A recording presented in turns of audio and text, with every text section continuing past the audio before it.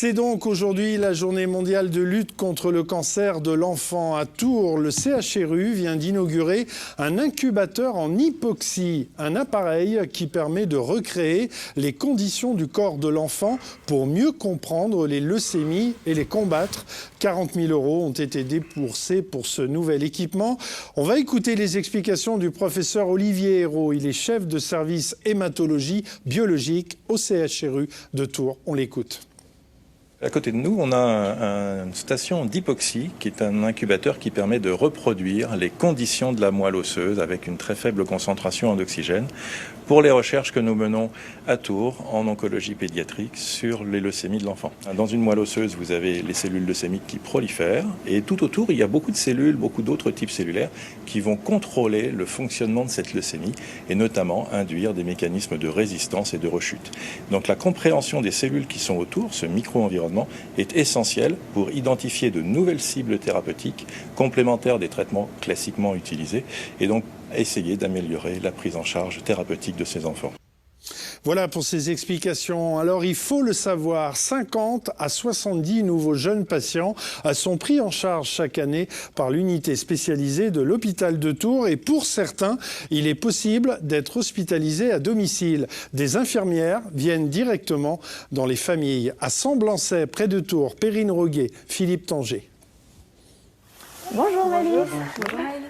Depuis ses 10 ans, Maëlys connaît les hôpitaux, les chimiothérapies et autres traitements. Après une leucémie et un début de rémission, elle rechute. Il faut alors tout recommencer, mais le plus possible à domicile. On va pouvoir s'installer, Maëlys. Aujourd'hui, c'est l'heure du bilan sanguin. Gants, surblouse, Charlotte, matériel, tout est déployé dans le salon. On prélève sur sa voie centrale, donc c'est un cathéter qui est directement relié au cœur, donc c'est vraiment important d'avoir des règles d'asepsie qui soient strictes. C'est l'hôpital à la maison. À l'hôpital, les soins c'est bien, mais comme on ne peut pas sortir des chambres, c'est un peu énervant. On n'a rien à faire dans nos chambres, on peut pas emmener le livre parce qu'il faut les désinfecter.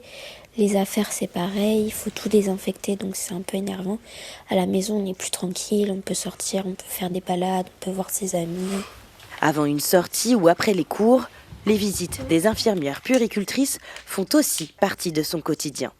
Je dirais que la relation est différente avec l'enfant, sa famille. Quand il y a des frères et sœurs, c'est pareil, on intervient dans le domicile. Donc vraiment, on prend en soin, on va dire, l'ensemble de la famille.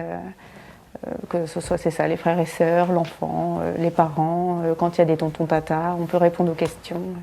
Le combat contre sa leucémie, c'est aussi celui de Manuela, sa maman, une relation fusionnelle à toute épreuve. Je vis par rapport à Maëlys, par rapport à ses fatigues, par rapport à tout ça. On est très soudés, donc elle se permet de me dévoiler sa maladie ou ses douleurs plus facilement à la maison que devant les oncologues.